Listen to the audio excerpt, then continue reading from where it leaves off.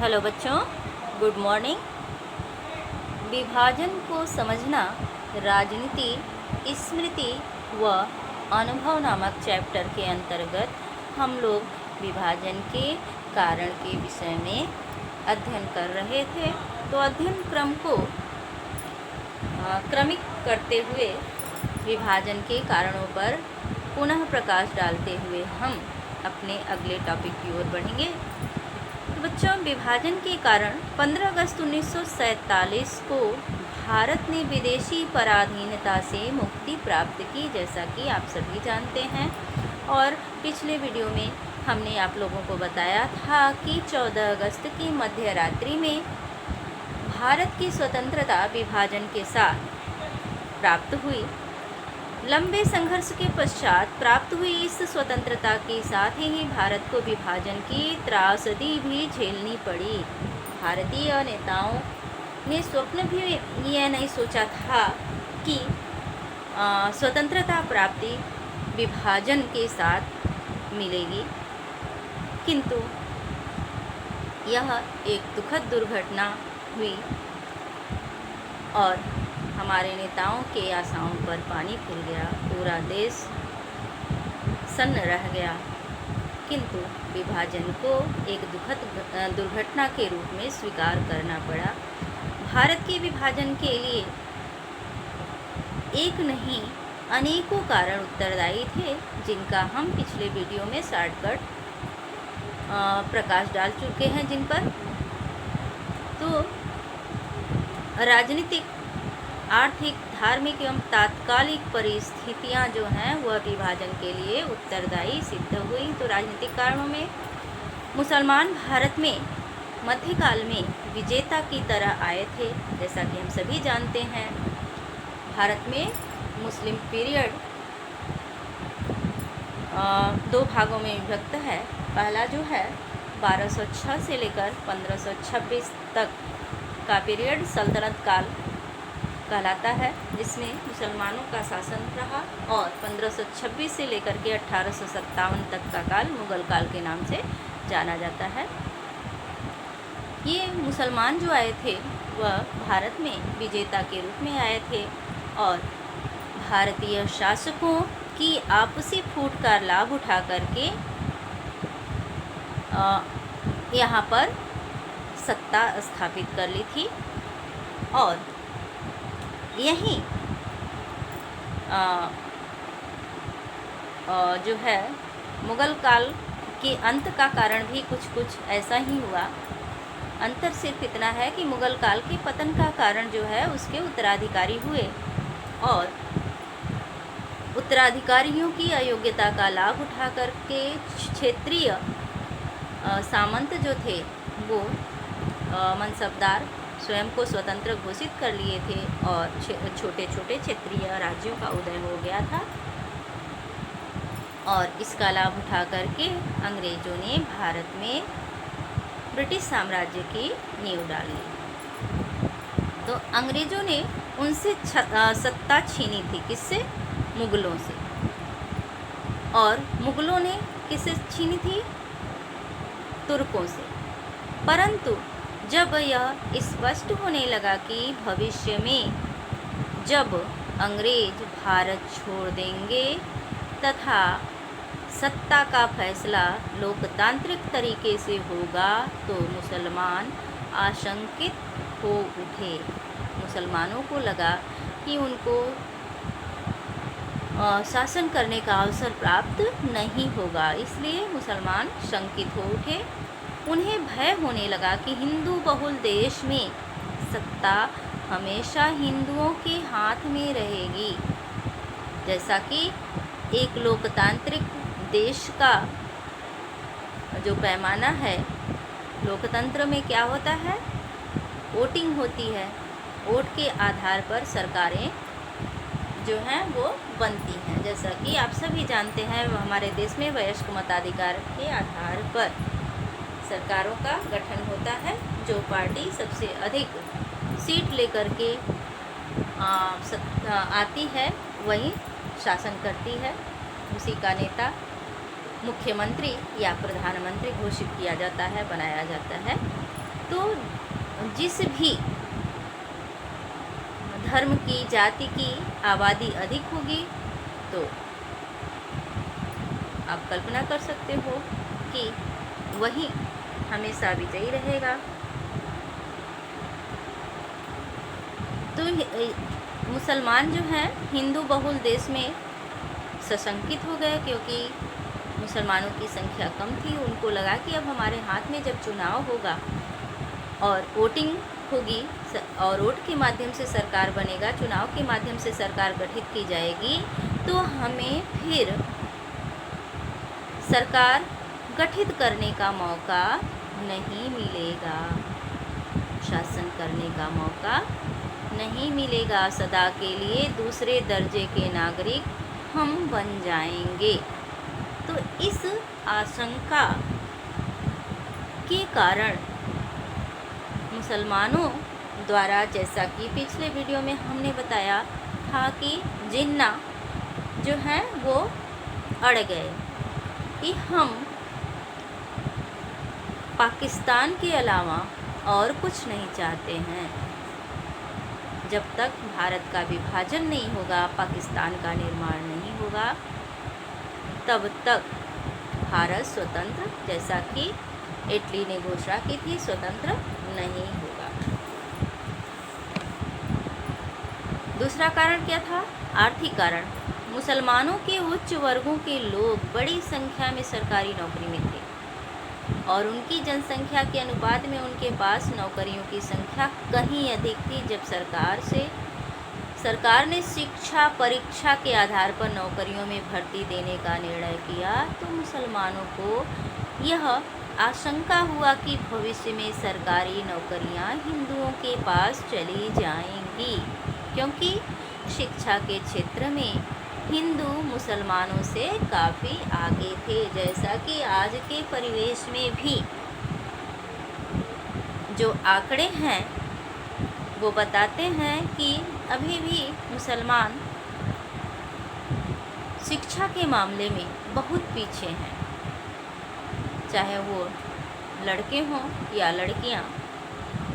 लड़कियां तो नाम मात्र की ही शिक्षित हैं, लड़कों की संख्या अभी बहुत पीछे है। तो पुरुष और महिला दोनों ही शिक्षा के क्षेत्र में बहुत पीछे हैं। इसलिए मुसलमानों के मन में दूसरी आशंका जो उत्पन्न हुई वह यह थी कि जब सरकार परीक्षा के आधार पर, एंट्रेंस एग्ज़ाम के आधार पर नौकरियां प्रदान करने लगेगी, तो मुसलमानों के हाथ से सरकारी नौकरियां हिंदुओं के पास चली जाएंगी। मुसलमानों को सरकारी नौकरी प्राप्त नहीं हो पाएगा, इसलिए मुसलमान पाकिस्तान की मांग पर अड़ गए। तीसरा कारण था धार्मिक कारण। तो भारत में अंग्रेज़ों के आगमन से पूर्व अधिकांश समय देश में मुसलमान शासकों का शासन रहा था। 1206 से लेकर के 1857 तक का काल भारत में मुस्लिम पीरियड के नाम से जाना जाता है। इतने लंबे समय तक भारत पर मुसलमानों ने शासन किया था और इन्होंने सामान्यतः अपने धर्म तथा धर्म के मानने वालों का पक्ष लिया था, चाहे वह सल्तनत कालीन मुस्लिम पीरियड रहा हो या मुग़ल कालीन मुस्लिम पीरियड रहा हो। दोनों के अधिकांश शासक धर्मांध थे। हिंदुओं के साथ दोनों ही पीरियडों में भेदभाव का बर्ताव किया गया। हिंदुओं पर धार्मिक कर लगाए गए। अधिकांश शासकों ने, एक दो को छोड़ करके लगभग सभी शासकों द्वारा हिंदुओं पर विभिन्न प्रकार के कर लगाए गए थे और हिंदुओं से ज़बरदस्ती धर्म परिवर्तन करवाया जाता था। तो ये सब जो मुसलमान शासक थे, ये सामान्यतः धर्म तथा धर्म के मानने वालों का पक्ष लिया तथा हिंदुओं के विरुद्ध भेदभाव किया। जब यह स्पष्ट हो गया कि भविष्य में सत्ता हिंदुओं के हाथ में रहेगी, तो मुसलमान आशंकित हो उठे। जैसा कि आप लोगों ने विभिन्न कहानियों के माध्यम से सिखों के बलिदान के विषय में पढ़ा होगा, गुरु गोविंद सिंह के, गुरु तेग बहादुर सिंह के विषय में आप लोगों ने पढ़ा है। वैसे तो असंख्य हिंदुओं को मुस्लिम धर्म को ज़बरदस्ती मुसलमान शासकों ने स्वीकार करवाया था, किंतु इन दोनों महापुरुषों के विषय में आप लोगों ने छोटे क्लास में हिंदी के किताबों में पढ़ा होगा, और इन पर कहानियाँ भी आती हैं कि गुरु गोविंद सिंह के धर्म परिवर्तन न करने पर उन्हीं के सामने उनके बच्चों को जिंदा दीवार में औरंगजेब द्वारा चुनवा दिया गया था, लेकिन उन्होंने धर्म परिवर्तन नहीं किया। तेग बहादुर सिंह को मृत्यु के दंड उतार दिया गया था। तो बहुत सारे जो कारण थे मुसलमानों के धर्म परिवर्तन करवाने के, और जो धर्म परिवर्तन कर लेता था आसानी से वो तो कर लेता था, जो नहीं करता था उनको मृत्यु के घाट उतार दिया जाता था, अंग भंग कर दिया जाता था। तो ये कार्य मुस्लिम शासक करते थे। तो मुसलमान भी अब डर रहे थे कि अब सत्ता हिंदुओं के हाथ में आ रही है, कहीं इसकी प्रतिक्रिया न की जाए। क्रिया की प्रतिक्रिया हमेशा होती है, आप सभी जानते हैं। तो मुसलमान भी जैसा किए थे वैसा सोच रहे थे कि कहीं भविष्य में उनके साथ भी वही कार्य हिंदुओं द्वारा न किया जाए जैसा कि मुसलमान शासक करते आ रहे थे। इसलिए मुसलमान पाकिस्तान की मांग पर अड़ गए। अंग्रेज़ों की फूट डालो और राज करो की नीति। जैसा कि आप सभी जानते हैं कि अंग्रेज जब से भारत में आए थे और व्यापारिक कार्यों के अलावा जब ये राजनीति में प्रवेश किए थे, तभी से कूटनीतिक सहारा लेना शुरू कर दिया था। यानी देशी राज्यों को आपस में भिड़ाओ और उसका लाभ उठाओ, ये अंग्रेज़ों की नीति थी। यानी फूट डालो राज्य करो की नीति थी। तो अंग्रेज चाहते थे कि भारत में उनका शासन लंबे समय तक चला। तब शुरुआती दौर में भी यही स्थिति थी। साम दाम दंड और भेद की नीति को अपनाते हुए अंग्रेजों ने भारत में अंग्रेजी साम्राज्य की नींव रखी। तत्पश्चात भारत में अपना शासन लंबे समय तक चलाने के लिए उसे कोई सशक्त चुनौती न दे सके, इसके लिए अंग्रेज़ों ने भारतीयों की शक्ति को कमज़ोर करने के हर संभव प्रयास शुरू कर दिए। इसके लिए पहले उन्होंने मुसलमानों को शत्रु की तरह देखा और बाद में फिर हिंदुओं को प्रोत्साहित किया था, और बाद में हिंदू उनके झांसे में नहीं आए तथा स्वतंत्रता के लिए कांग्रेस के नेतृत्व में एकजुट होकर के प्रयास करने लगे। तो फिर अंग्रेज़ों ने हिंदुओं से पल्ला झाड़ लिया और मुसलमानों को अपनी तरफ आकर्षित करना शुरू कर दिया, उन्हें प्रलोभन देना शुरू कर दिया और सर सैयद अहमद खां को मोहरा बनाया। और सर सैयद अहमद खां जो हैं अंग्रेज़ों के पिछलग्गू बन गए और मुसलमानों में सांप्रदायिकता का जहर घोलने का काम अहमद खां द्वारा, सर सैयद अहमद खां द्वारा, जो अलीगढ़ मुस्लिम विश्वविद्यालय के संस्थापक थे। उस समय अलीगढ़ मुस्लिम विश्वविद्यालय का नाम था एंग्लो ओरिएंटल मुस्लिम कॉलेज, जो आज अलीगढ़ मुस्लिम विश्वविद्यालय के नाम से प्रसिद्ध है। सर सैयद अहमद खां द्वारा ही स्थापित किया गया था। इन्होंने मुसलमानों को शिक्षित करने के लिए आंदोलन चलाया था। मुस्लिम धर्म में व्याप्त बुराइयों के खिलाफ, जैसे हिंदुओं ने हिंदू समाज सुधारकों ने आंदोलन चलाया था, उसी तरह से मुसलमानों में सर सैयद अहमद खां ने भी सुधार आंदोलन चलाए थे। किंतु इनका एक नज़रिया गलत था, वह यह था कि ये अंग्रेज़ों के पिछलग्गू बन गए और मुसलमानों में सांप्रदायिकता का जहर घोलना शुरू कर दिया था।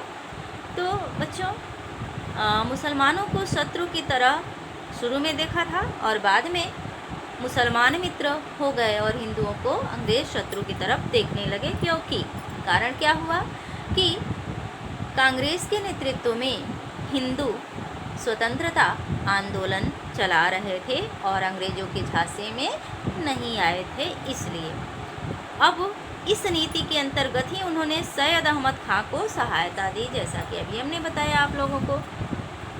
और फिर क्या हुआ, अंग्रेजों ने मुस्लिम लीग की स्थापना के प्रति सकारात्मक दृष्टिकोण रखा। 1905 में बंगाल विभाजन का उद्देश्य हिंदुओं और मुसलमानों के बीच फूट डालना था। तो अब बंगाल विभाजन के विषय में आप लोगों को बताते चले कि 1905 में क्या हुआ था कि लॉर्ड कर्जन गवर्नर जनरल बन करके आया था, वायसराय बन करके आया था। और उसने क्या किया कि उसने अवलोकन किया और पाया कि बंगाल में स्वतंत्रता आंदोलन तीव्र गति से चल रहा है और हिंदू और मुसलमान दोनों ही कंधे से कंधा मिला करके स्वतंत्रता आंदोलन में भाग ले रहे हैं। बच्चों, उसने बड़ा सूक्ष्म सर्वेक्षण किया और इसके बाद वह इस नतीजे पर पहुंचा कि अगर पूर्वी बंगाल जो था वह मुस्लिम बहुल एरिया था और पश्चिम बंगाल हिंदू बहुल एरिया था, तो उसने सूक्ष्म अध्ययन करने के पश्चात यह पाया कि अगर हम बंगाल का विभाजन 2 भागों में कर देते हैं तो हिंदू और मुसलमान दोनों मिलकर के एक साथ स्वतंत्रता आंदोलन नहीं चलाएंगे। और उसने सरकारी घोषणा यह दिखाया कि बंगाल एक बहुत बड़ा प्रांत है। किसने? लॉर्ड कर्जन ने क्या दिखाया बच्चों कि बंगाल एक बहुत बड़ा प्रांत है और इस पर शासन करने में बड़ी कठिनाई होती है, यानी प्रशासनिक सुविधा के लिए हम बंगाल को 2 भागों में विभाजित कर रहे हैं, ऐसा दिखाते हुए उसने 1905 में बंगाल का विभाजन पूर्वी और पश्चिमी बंगाल के रूप में कर दिया। किसने किया बच्चों? लॉर्ड कर्जन ने 1905 ईस्वी में। किंतु विभाजन का उद्देश्य हिंदू मुसलमानों के बीच फूट डालना था और 1909 में मुसलमानों को पृथक निर्वाचक मंडल भी प्रदान किया गया। किंतु विभाजन का पूरे भारत में जोरदार विरोध हुआ और अंततः 1911 में विभाजन को अंग्रेज सरकार द्वारा रद्द किया गया और बंगाल का एकीकरण हो गया था। और आगे चल कर के 1909 में मिंटो मार्ले सुधार योजना प्रस्तुत की गई, जिसमें मुसलमानों को पृथक निर्वाचन मंडल प्रदान कर दिया गया। तो ये मुस्लिम सांप्रदायिकता को बढ़ावा देने का कार्य था और यह अंग्रेज सरकार जानबूझ करके फूट डालो राज्य करो की नीति के अंतर्गत कर रही थी। और गांधी जी द्वारा राम राज्य के आदर्श की परिकल्पना, यह मात्र एक आदर्श राज्य की कल्पना थी, परंतु मुस्लिम लीग ने इसका प्रयोग मुसलमानों को आशंकित करने के लिए किया। राम और रहीम का नारा मुसलमानों ने दिया कि गांधी जी क्या कर रहे हैं, राम राज्य स्थापित करना चाहते थे, रहीम राज्य नहीं। ये मुसलमानों को, मुस्लिम जनता को भड़काने के लिए इसका सहारा लिया गया। इस प्रकार मुसलमान पाकिस्तान की मांग पर अड़ गए और अंततः देश का विभाजन हुआ। हिंदू सांप्रदायिकता का उदय। एक तरफ आपने पाया कि क्या हो रहा था कि मुसलमान कट्टर होते जा रहे थे धर्म के प्रति और देश के विभाजन की मांग कर रहे थे। उनको देश की एकता, अखंडता से कुछ लेना देना नहीं था। और उसके विपरीत प्रतिक्रिया क्या हुई कि हिंदू सांप्रदायिकता का भी उदय प्रारंभ हो गया। भारत में हिंदू सांप्रदायिक दलों का उदय भी नकारात्मक प्रभाव वाला रहा। उधर मुसलमान पाकिस्तान की मांग कर रहे थे और मुस्लिम सांप्रदायिकता के खिलाफ हिंदुओं में भी कुछ उग्र विचारधारा के लोग थे जिन्होंने हिंदू सांप्रदायिक दलों का गठन किया और इस प्रकार हिंदुओं में भी सांप्रदायिक भावना भरने का प्रयास किया गया। हिंदू महासभा, जिसमें हिंदू महासभा, राष्ट्रीय स्वयं सेवक संघ, जिसे RSS कहा जाता है, जैसे संगठन हिंदू हितों की बात करते थे तथा हिंदू हितों को मुस्लिम हितों से अधिक वरीयता देते थे। और इससे भी मुसलमानों में प्रचार, जो मुस्लिम कट्टरपंथी नेता थे उनको प्रचार करने का सशक्त माध्यम मिल गया। जनता के बीच मुस्लिम जनता को बहकाने का सशक्त माध्यम मिल गया कि हिंदू महासभा और राष्ट्रीय स्वयं सेवक संघ केवल हिंदुओं के विषय में बात करती है, मुसलमानों के विषय में बात नहीं करती है। अगर भारत की सत्ता हिंदुओं के हाथों में चली जाएगी तो मुस्लिम क्या हो जाएंगे? अल्पसंख्यक हो जाएंगे। और इस वजह से मुसलमान पाकिस्तान की मांग पर अड़ गए। 1937 में वीर सावरकर ने कहा, भारत को एकता के सूत्र में बांधा राष्ट्र नहीं माना जा सकता, वरन हिंदू और मुस्लिम मुख्य रूप से दो राष्ट्र हैं। ये वीर सावरकर कौन थे? क्रांतिकारी विचारधारा के स्वतंत्रता सेनानी थे। इन्होंने क्या कह दिया कि हिंदू और मुस्लिम मुख्य रूप से दो राष्ट्र हैं तथा भविष्य में हमारी राजनीति विशुद्ध हिंदू राजनीति होगी। तो इनके कथन ने आग में घी का काम किया। यद्यपि हिंदू सांप्रदायिक दल कभी भी प्रभावशाली नहीं हो सके और हिंदू धर्मनिरपेक्ष दलों यानी कांग्रेस को ही मुख्य रूप से समर्थन देते रहे, परंतु इन दलों का हवाला देकर मुस्लिम लीग मुसलमानों को भड़काने में सफल हो गई। तो इस प्रकार जो कट्टरपंथी नेता होते हैं वो जनता की कमज़ोर नस को पकड़ते हैं और उसी पर प्रहार करना शुरू कर देते हैं और जनता उनके झांसे में आ जाती है। और यही हुआ। कुछ जो हिंदू कट्टरपंथी लोग थे उनके विचारों को लेकर के मुस्लिम कट्टरपंथी नेताओं ने मुसलमानों को बरगलाना शुरू कर दिया और परिणाम यह हुआ कि भारत का विभाजन हो गया, भारत और पाकिस्तान के रूप में। और जिन्ना की हठधर्मिता, जिसके विषय में हम पिछले वीडियो में आप लोगों को बता चुके हैं। जिन्ना जो हैं प्रारंभ में कांग्रेसी थे, पूर्णतः धर्मनिरपेक्ष थे तथा हिंदू मुस्लिम एकता के समर्थक भी थे। तो फिर क्या ऐसी परिस्थितियां हुई कि जिन्ना अलग पाकिस्तान की मांग करने लगे। वे कांग्रेस के प्रमुख नेताओं में से एक थे, परंतु गांधी जी के आगमन के बाद जिन्ना तथा अन्य उदारवादी नेता आशाहीन हो गए। ऐसे में मुस्लिम लीग ने जिन्ना को अपने साथ जुड़ने का निमंत्रण दिया। लीग को एक ऐसे नेता की ज़रूरत थी जो अखिल भारतीय स्तर पर जाना जाता हो। तो जिन्ना जो थे वो कांग्रेस के साथ जुड़े हुए थे, इसलिए अखिल भारतीय स्तर पर जाने जा रहे थे बच्चों। और जिन्ना ने इसे राजनीतिक जीवन में वापसी का अवसर माना। जिन्ना ने क्या माना? राजनीतिक जीवन में वापसी का अवसर। उन्होंने स्वयं की छवि आधुनिकतावादी धर्मनिरपेक्ष व्यक्ति से सांप्रदायिक रूढ़िवादी व्यक्ति बना लिया। यानी कि जिन्ना को भी कुर्सी की लालच सताने लगी और उन्होंने क्या कर लिया? जो धर्मनिरपेक्ष व्यक्ति थे अब सांप्रदायिक रूढ़िवादी व्यक्ति के रूप में परिवर्तित हो गए।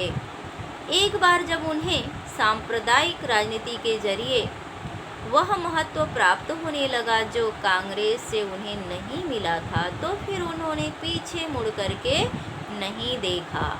उन्होंने सांप्रदायिक राजनीति के जरिए अपनी महत्वाकांक्षाएं पूरी करने का अवसर भांप लिया और फिर वे अपनी किसी भी मांग से पीछे नहीं हटे। एक पृथक देश के रूप में पाकिस्तान की मांग इसकी चरम परिणति रही। तो बच्चों, अंततः इन सभी कारणों के सम्मिलित योगदान के फलस्वरूप भारत का विभाजन निश्चित हो गया। अब क्या है अगला टॉपिक हमारा, विभाजन के समय होने वाली घटनाएं। तो कौन कौन सी घटनाएं घटित हुई, इस पर भी हम पिछले वीडियो में प्रकाश डाल चुके हैं। फिर से एक बार प्रकाश डालते हुए आगे बढ़ें। तो पुनः सभाओं का आयोजन 1945 में जो है वो पुनः वार्ताएं शुरू होने पर अंग्रेजों ने एक ऐसी कार्यकारिणी सभा के गठन पर अपनी सहमति व्यक्त की जिसमें वायसराय और सशस्त्र सेनाओं के सेनापति को छोड़कर सभी सदस्य भारतीय होंगे। सत्ता हस्तांतरण संबंधी यह वार्ता बीच में ही समाप्त हो गई क्योंकि जिन्ना कार्यकारिणी सभा के मुस्लिम सदस्यों का चुनाव किसी ओर से नहीं कराना चाहते थे। फिर क्या हुआ कि जिन्ना कार्यकारिणी सभा में सांप्रदायिक आधार पर वीटो पावर की व्यवस्था का समर्थन कर रहे थे। जिन्ना चाहते थे कि यदि मुस्लिम सदस्य किसी निर्णय का विरोध करते हैं तो उसे कम से कम 2/3 सदस्यों की सहमति से ही पारित किया जाना चाहिए। मुस्लिम लीग की पहली मांग आश्चर्यजनक थी क्योंकि राष्ट्रवादी मुसलमानों का एक बड़ा समूह कांग्रेस के साथ था जिसमें मौलाना अबुल कलाम आज़ाद इन वार्ताओं में इस प्रतिनिधिमंडल का नेतृत्व कर रहे थे। और 1946 के प्रांतीय चुनाव हुए।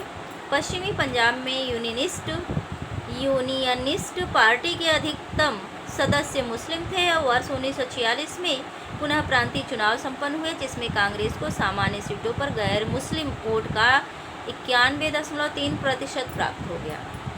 मुस्लिम लीग को इस चुनाव में मुसलमान के प्रति आरक्षित सीटों पर सफलता मिली। मुस्लिम लीग मध्य प्रांत की सभी 30 आरक्षित सीटों पर विजयी रही और सभी प्रांतों की कुल 509 आरक्षित सीटों में से 442 सीटें मुस्लिम लीग को मिली। ब्रिटिश सरकार द्वारा कैबिनेट मिशन, इसके विषय में भी बता चुके हैं कि ब्रिटिश सरकार द्वारा वर्ष 1946 में मुस्लिम लीग की मांग का अध्ययन करने एवं स्वतंत्र भारत के लिए समुचित राजनीतिक रूपरेखा विकसित करने के उद्देश्य से 3 सदस्यीय प्रतिनिधिमंडल भारत भेजा गया था और मिशन द्वारा 3 महीनों तक भारत भ्रमण के पश्चात एक शक्तिहीन त्रिस्तरीय महासभा का सुझाव प्रस्तुत पेश किया गया। तो आधुनिक राजनीतिक शब्दावली के अनुसार महासंघ का तात्पर्य काफ़ी हद तक स्वायत्त और संप्रभु राज्यों का संघ जिसकी केंद्रीय सरकार के पास केवल सीमित शक्तियाँ हों, ऐसा सुझाव दिया गया। इसके अनुसार एकीकृत भारत में केंद्रीय सरकार को केवल विदेश, रक्षा, संचार विभाग देकर उसकी शक्ति को सीमित रखने की योजना बनाई गई। प्रांतीय सभाओं को 3 श्रेणियों क, ख, ग में बांटा गया जो इस प्रकार है: हिंदू बहुल प्रांत, पश्चिमोत्तर मुस्लिम बहुल प्रांत और पूर्वोत्तर असम सहित के मुस्लिम बहुल प्रांत। और प्रांतों के इन खंडों या समूहों के सम्मिलित रूप को क्षेत्रीय इकाइयों के रूप में गठित करने का प्रस्ताव किया गया। साथ ही माध्यमिक स्तर की कार्यकारिणी और विधायी शक्तियां उनके पास ही रखने की व्यवस्था की गई। सभी प्रमुख पार्टियों द्वारा अलग अलग आलोचनात्मक व्याख्या करने के कारण यह योजना यानी कैबिनेट मिशन योजना क्या हो गई, असफल हो गई। और फिर जो है विभिन्न पक्षों की व्याख्या इस प्रकार थी। लीग ने कहा कि भविष्य में समूह ख और ग को संघ से अलग होने का अधिकार दिया जाए। तो कांग्रेस का मत था कि प्रांतों को यह अधिकार दिया जाए कि वे समूह का चुनाव स्वयं करें। कांग्रेस को यह भी स्वीकार्य नहीं था कि एक बार संविधान बनने के बाद समूहों से अलग होने का अधिकार होगा और फिर से चुनाव कराए जाएंगे। इस प्रकार लीग और कांग्रेस दोनों ने ही कैबिनेट मिशन प्रस्ताव को अस्वीकार कर दिया। इसके पश्चात विभाजन अनिवार्य हो गया। केवल महात्मा गांधी और उत्तर पश्चिम प्रांत के नेता खान अब्दुल गफ्फार खान, जिन्हें सीमांत गांधी के नाम से जाना जाता है, ही अंत तक विभाजन का विरोध कर रहे थे। खान अब्दुल गफ्फार खान को सीमांत गांधी इसलिए कहा जाता है क्योंकि ये सीमांत प्रांतों में राष्ट्रीय आंदोलन को चला रहे थे, इसलिए इन्हें सीमांत गांधी के नाम से भी जाना जाता है, खान अब्दुल गफ्फार खान को। और प्रत्यक्ष कार्यवाही के विषय में आप लोगों को बता चुके हैं कि मुस्लिम लीग द्वारा कैबिनेट मिशन योजना से समर्थन वापस लेने के बाद 16 अगस्त को 1946 में ही प्रत्यक्ष कार्यवाही दिवस की घोषणा की गई। पाकिस्तान की मांग को मजबूती प्रदान की जा सके, इस घोषणा के साथ ही कोलकाता में भड़के दंगों में हजारों लोगों की जान गई। यह हिंसा मार्च 1947 तक उत्तरी भारत के अनेक क्षेत्रों में फैल गया। बहुत से सिख और कांग्रेस नेता विभाजन के पक्ष में थे, क्योंकि उन्हें लगता था कि अविभाजित पंजाब में उन्हें मुसलमानों के बीच उनकी दया पर आश्रित रहना पड़ेगा। तो बंगाल का बंगाली हिंदू वर्ग मुसलमानों से भयभीत था, क्योंकि असंख्या की दृष्टि से वे कम थे, इसलिए प्रांत के विभाजन से ही वे सत्ता को अपने पास में रख सकते थे। और मार्च 1947 के अंत तक भारत में कानून व्यवस्था पूरी तरह से नष्ट हो चुकी थी। अमृतसर में चारों ओर रक्तपात और अशांति का माहौल था। सांप्रदायिकता के मध्य गांधी सांप्रदायिक हिंसा के समय सद्भावना स्थापित करने के लिए गांधी जी ने पूरा प्रयास किया। गांधी जी ने कोई कोर कसर नहीं रखी। उनका विश्वास था कि अहिंसा से लोगों का हृदय परिवर्तित हो जाएगा। 77 वर्षीय गांधी पैदल गांव-गांव घूमे और हिंदू मुस्लिमों में आपसी प्रेम स्थापित करने के लिए अनेक प्रयास किए। विभाजन के समय हिंसा के मध्य सद्भावना। चारों ओर हिंसा और पीड़ा के वातावरण में विभाजन, सद्भावना और सौहार्द के उदाहरण भी मिलते हैं। इसमें अब्दुल लतीफ़ के विवरण से पता चलता है कि विभाजन के समय लोग केवल एक दूसरे की सहायता ही नहीं कर रहे थे, बल्कि आपस में एक दूसरे की रक्षा भी कर रहे थे। और विभाजन के समय डॉक्टर सुखदेव सिंह, जो धर्मपुर हिमाचल प्रदेश में तपेदिक विशेषज्ञ थे, ने असंख्य प्रवासियों, मुस्लिम, सिखों, हिंदुओं को भोजन, आश्रय और सुरक्षा प्रदान कर सद्भावना एवं सौहार्द का सुंदर उदाहरण प्रस्तुत किया था। इसी कारण लोग इन्हें गांधी जी के समान सम्मान देते थे। किसको? डॉक्टर सुखदेव सिंह को, जो हिमाचल प्रदेश के थे।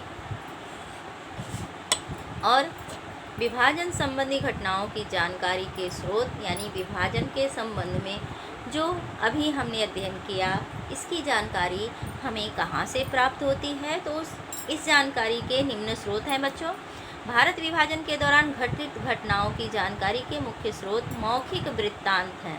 तब जो प्रत्यक्षदर्शी थे उनके मुंह द्वारा बोला गया वृत्तांत मौखिक वृत्तांत यानी ओरल नैरेटिव्स, संस्मरण, डायरियाँ, पारिवारिक इतिहास तथा स्वलिखित विवरण आदि हैं।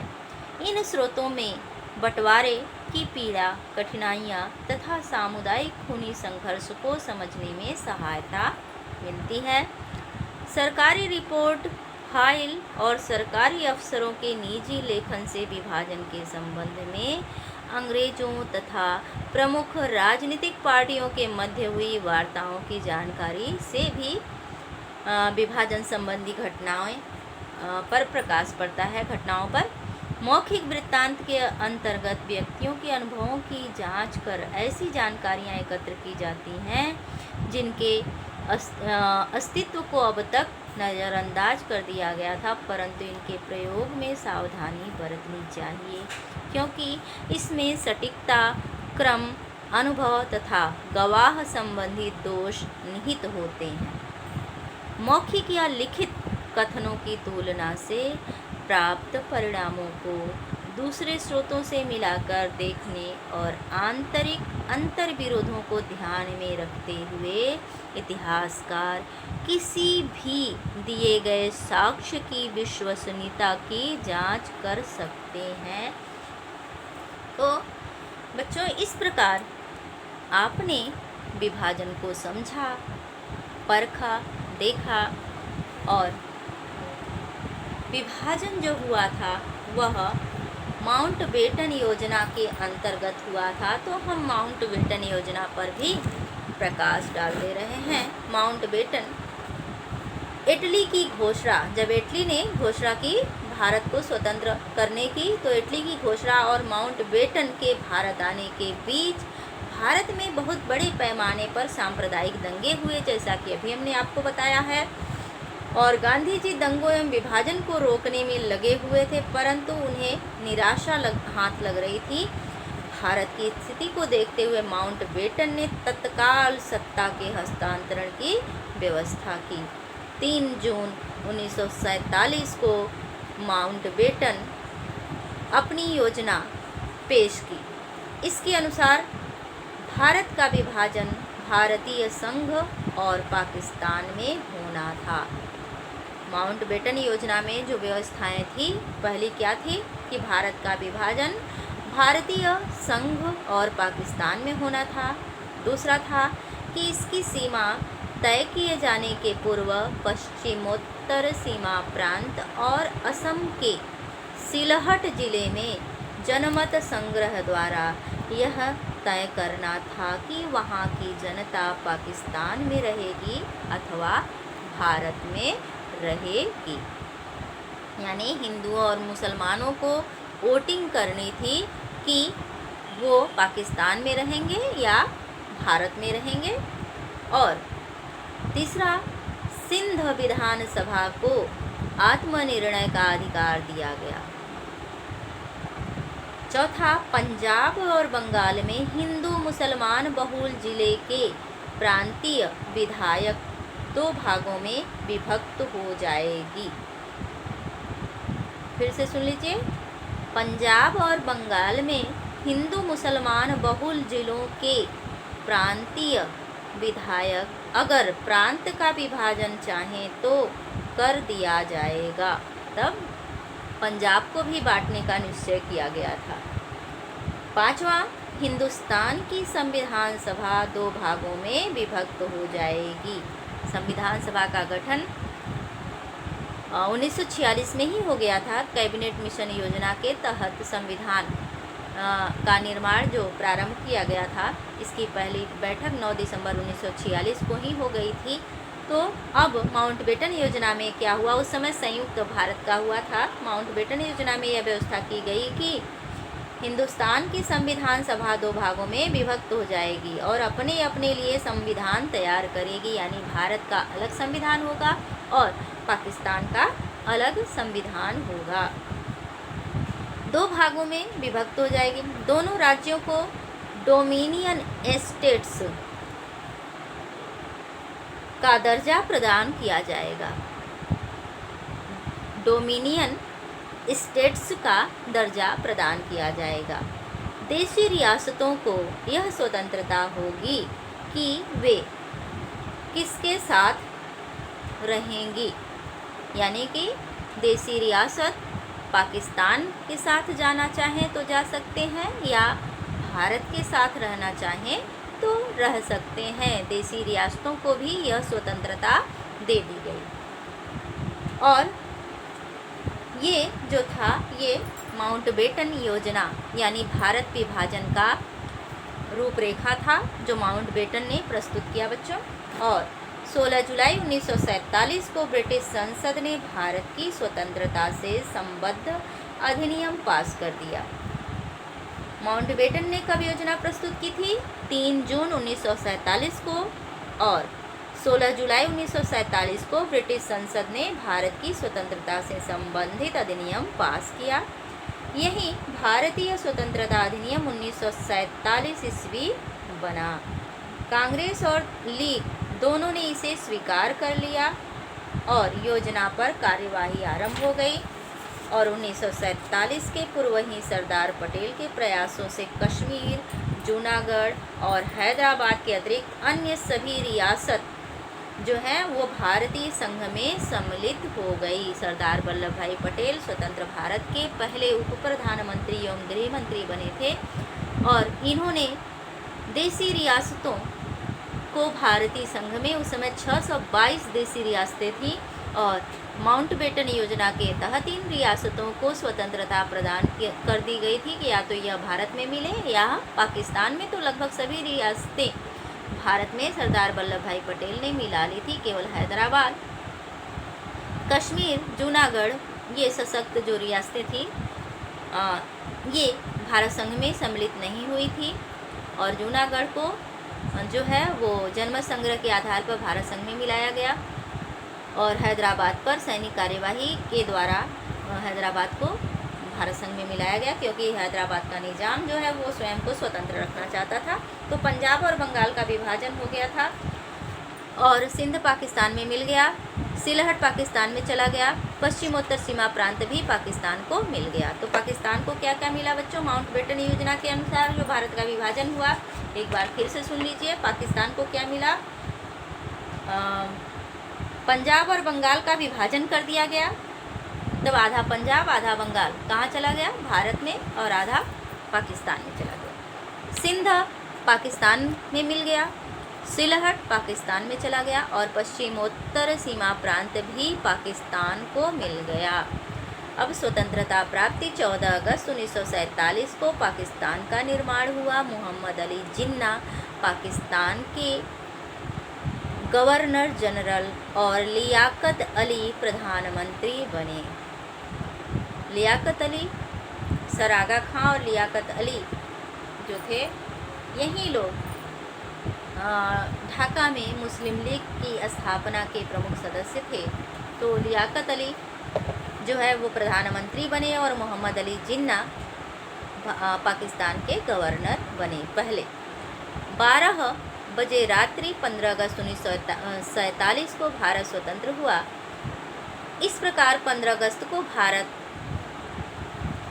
ब्रिटिश साम्राज्यवाद के चंगुल से लंबे संघर्ष के बाद आज़ाद हुआ। भारत एवं पाकिस्तान स्वतंत्र अस्तित्व में आए। भारत के प्रथम गवर्नर जनरल लॉर्ड माउंटबेटन, यानी स्वतंत्र भारत के पहले गवर्नर जनरल कौन थे बच्चों? Lord Mountbatten. और ब्रिटिश भारत के अंतिम गवर्नर जनरल भी लॉर्ड माउंटबेटन ही थे। और प्रधानमंत्री पंडित जवाहरलाल नेहरू बने। भारत के पहले प्रधानमंत्री पंडित जवाहरलाल नेहरू और पाकिस्तान के पहले प्रधानमंत्री लियाकत अली बने। इसके बाद 15 अगस्त को अनेक साम्राज्यों की राजधानी दिल्ली पहली बार लोक राज की राजधानी बनी। यानी पहले क्या होता था, छोटे छोटे जो राज्य थे उनकी अपनी अपनी राजधानियाँ होती थी। अब सरदार वल्लभ भाई पटेल ने सभी राज्यों का, लगभग सभी राज्यों का भारतीय संघ में विलय कर लिया। तो दिल्ली को भारत की राजधानी घोषित की गई। जनता खुशी से झूम उठी।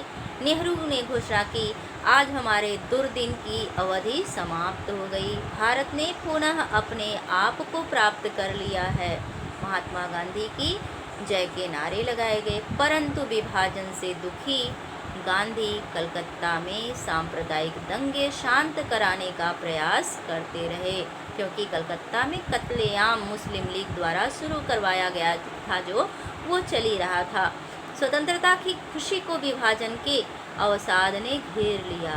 बड़े पैमाने पर दंगे हुए, जनधन की हानि हुई, राष्ट्रपिता की नृशंस हत्या। इसी घटनाओं के साथ ही एक बहुत ही हृदय विदारक घटना घटित हुई। वह क्या थी बच्चों? महात्मा गांधी की हत्या। राष्ट्रपिता महात्मा गांधी की हत्या। महात्मा गांधी की मुसलमानों के प्रति सहानुभूति के कारण क्षुब्ध होकर हिंदू उन्मादी संप्रदायवादियों ने 30 जनवरी 1948 को उनकी हत्या कर दी। जैसा कि अभी मैंने बताया था कि भारत विभाजन के कारणों में कि हिंदू संप्रदायवादी संगठन गठित हुए, तो ऐसे ही एक नवयुवक थे नाथूराम गोडसे, जो कि महाराष्ट्रियन थे और ये स्वतंत्रता संग्राम सेनानी भी थे। ये पत्रकार भी थे। इन्होंने क्या किया, नाथूराम गोडसे ने दिल्ली के बिड़ला भवन में संध्या की प्रार्थना में, गांधी जी प्रतिदिन शाम में प्रार्थना सभा आयोजित करते थे और सभी लोग इकट्ठा होते थे उस सभा में। तो नाथूराम गोडसे ने भी क्या किया, दिल्ली के बिड़ला भवन में संध्या के प्रार्थना सभा के समय गांधी जी पर गोलियां चलाकर उनकी हत्या कर दी। उनकी हत्या से सारा विश्व दुखी हो गया। केवल भारत ही नहीं, पूरे विश्व में शोक का वातावरण छा गया। अहिंसा का पुजारी स्वयं हिंसा का शिकार हुआ। इससे बड़ी दुखद घटना क्या हो सकती है। गांधी जी की हत्या पर शोक निमग्न नेहरू ने कहा था, एशिया का प्रकाश बुझ गया। भारत विभाजन का उत्तरदायित्व।